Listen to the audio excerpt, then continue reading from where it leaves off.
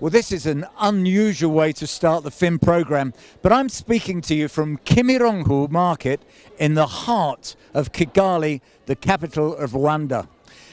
This is actually at the very heart of Africa, and unsurprisingly, it's the place everybody is looking at for starting their aviation businesses, and the destination this week for Aviation Africa, the summit and exhibition that's bringing together 71 countries, more than 60 airlines, heads of state, government ministers, civil aviation authorities. The whole of Africa's aviation industry is here.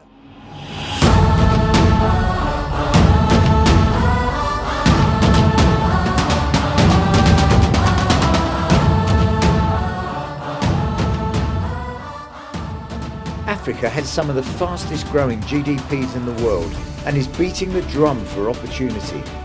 Although it has 1.3 billion people and 16% of the world's population, it only captures around 2.5% of the world's air travellers.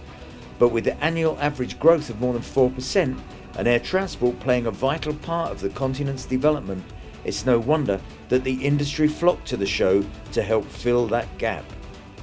Rwanda's President, Paul Kagame, opened the event and reiterated calls for a single African air transport market, which he said will, among other things, eliminate challenges of geography. Government ministers, air chiefs and regulators came from all over Africa, but it was a visitor from the Middle East that caused the biggest stir. The chairman of IATA and the CEO of Qatar Airways Group, Akbar Al-Bakr, was a keynote speaker and called for a major shift by African airlines to end protectionism. The old model of vested interests has not produced good results for Africa or anywhere else, he said. The new Secretary General for AVCAC, the African Civil Aviation Commission, was optimistic that good progress was being made in implementing the new open sky plans. The future is bright.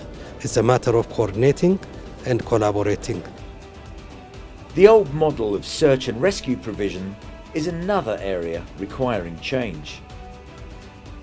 Global search and rescue is in a state of malaise and has been for many years, to the point that the industry is effectively accepting it. Interestingly enough, over the last few catastrophes, society sees it differently and is effectively saying that safety with respect to search and rescue is unacceptable. We're now going to be looking at multi-role aircraft and seeing how we can make the use on a single platform. And if you wonder, are you ever going to see anything new at an event in Africa? Let me tell you, if you're going to Paris this year, this is going to be the big news. As Viking, we like to think out of the box, and we realize that a multi-mission platform is very important to end users in Africa, and we provide bespoke solutions to end users. Rwanda created a world first when Zipline began its drone operations, delivering around 150 flights a day to remote areas of the country with blood and other medical supplies. As with any new technology, the technology outpaces regulation. So the key to success is having a good partnership between industry and the regulators, and that's something that we've been very fortunate to find here in Rwanda. Rwanda's Minister of Transport was delighted with the progress made at the event. Even though we have the potentials, we have also the challenges, but these challenges can be sorted out and the potential of Africa can grow. So that brings us to the end of our program from remarkable Rwanda and Aviation Africa 2019. It really is quite incredible how much change is happening on this continent and how important it's going to be for the aviation industry in the future.